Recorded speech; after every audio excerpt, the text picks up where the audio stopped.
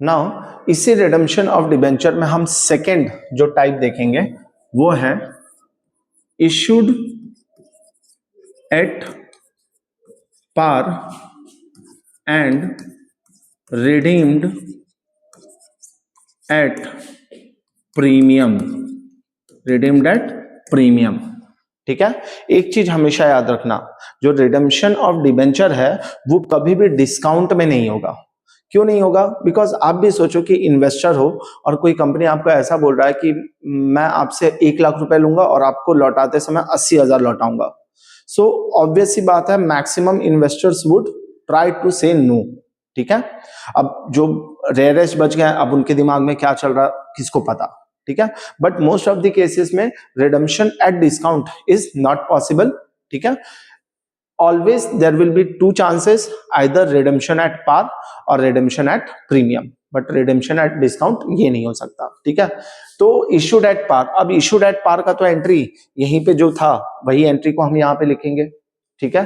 तो यहाँ पे पहले क्वेश्चन लिख देता है 1000 debenture issued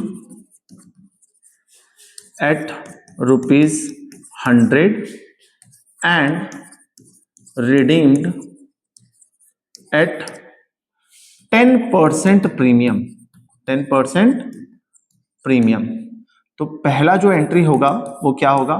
bank account debited to, मान लो 12% डिबेंचर है तो 12% डिबेंचर एप्लीकेशन एंड अलॉटमेंट।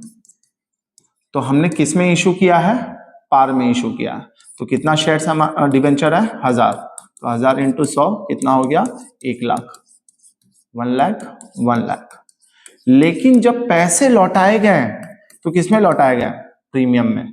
तो यही सेम एंट्री पहले लिखा जाएगा। तो डैश 12% डिबेंचर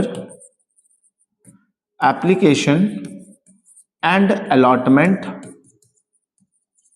अकाउंट डेबिटेड, फिर एक लाइन आप छोड़ दोगे, account debited to 12% debenture and to premium at redemption. Premium at redemption.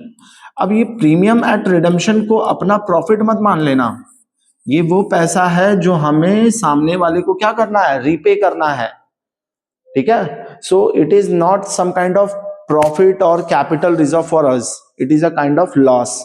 इसीलिए कभी भी अगर रिडेम्पशन एट प्रीमियम होगा तो डेबिट में आप लिखोगे loss on debenture. Loss on debenture, ठीक है। तो यहां पे कितने डिबेंचर थे? 1000। तो 1000 इंटू 100 कितना हो गया? 1 लाख। क्लियर? अब लौटाते समय कितने प्रीमियम पे दिया है? 10%। तो 100 का 10% 10 रुपया। तो 1000 इंटू 10 कितना हो गया?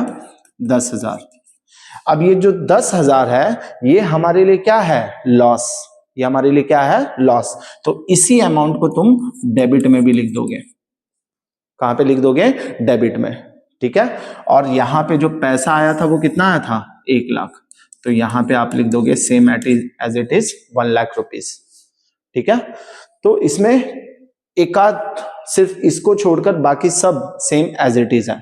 सिर्फ कभी भी रिडेम्पशन एट प्रीमियम होगा तो सिंपल याद रखना, क्रेडिट में 2 प्रीमियम एट रिडेम्पशन लिखोगे और डेबिट में उसी को क्या लिख दोगे? लॉस ऑन डिबेंचर, ठीक है। सेम अमाउंट उठा के लिख दोगे, ठीक है।